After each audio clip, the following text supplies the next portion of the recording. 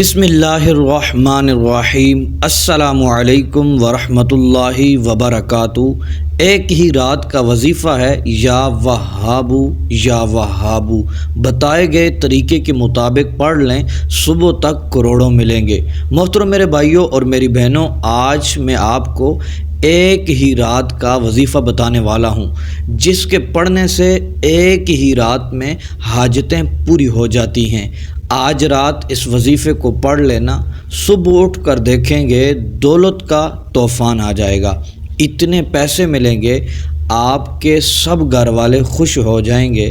اگر آپ چاہتے ہیں آپ کے گھر والے خوش ہو جائیں، گھر کا بچہ دولت مند ہو جائے، امیر و کبیر بن جائے، آپ کا کاروبار چلنا شروع ہو جائے، آپ کی دکان میں گاہکوں کا رش لگ جائے، آپ کے کام آسان ہو جائیں، تمام پریشانیاں ختم ہو جائیں، آپ خوشحال زندگی گزاریں، تو محترم میرے بھائیوں اور میری بہنوں، آج رات یہ وظیفہ ضرور کر کے سو جائیے گا۔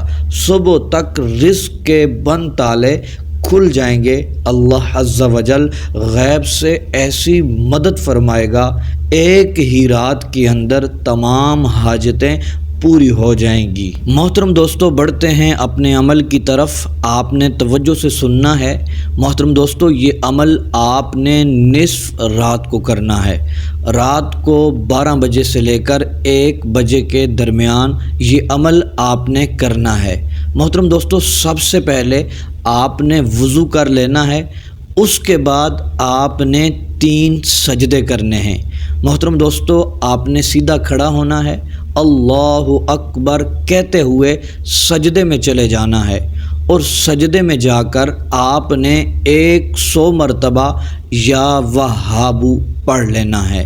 جب 100 مرتبہ مکمل ہو جائے پھر آپ نے کھڑے ہو جانا ہے، اور محترم دوستو پھر دوسرا سجدہ کرنا ہے، پھر اسی طرح 100 مرتبہ یا وہابو پڑھ لینا ہے، پھر آپ نے کھڑے ہو جانا ہے، پھر اللہ اکبر کہتے ہوئے سجدے میں جانا ہے، پھر آپ نے 100 مرتبہ یا وہابو پڑھ لینا ہے۔ محترم میرے بھائیوں اور میری بہنوں، جب یہ 3 سجدے مکمل ہو جائیں پھر آپ نے اپنے لیے دعا کرنی ہے، رزق میں برکت کے لیے، اپنی حاجتوں کے لیے، اپنے مقاصد کے لیے دعا کر لینی ہے، گڑ گڑا کر آپ نے دعا کرنی ہے۔ محترم دوستو، رات ختم ہوتے ہی آپ کی دعائیں ایسی قبول ہوں گی، جس مقصد کے لیے، جس حاجت کے لیے، رزق میں برکت کے لیے دعا کی تھی،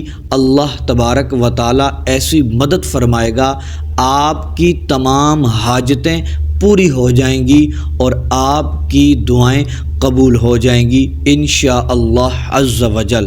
محترم دوستو، نوٹ فرمائیے گا، آپ نے جو 3 سجدے کرنے ہیں، آپ نے ان سجدوں میں اپنی ہتھیلیاں زمین پر نہیں رکھنی، بلکہ سجدہ اس انداز میں کرنا ہے کہ آپ کے ہاتھ آسمان کی طرف ہوں، اس انداز میں سجدہ کرنا ہے آپ نے۔ تو محترم دوستو، پھر دیکھیے گا اللہ تبارک و تعالی رزق کی بارش عطا فرمائے گا۔ اللہ تبارک و تعالی آپ کو خوشیاں عطا فرمائے، آمین بجاہ النبی الامین۔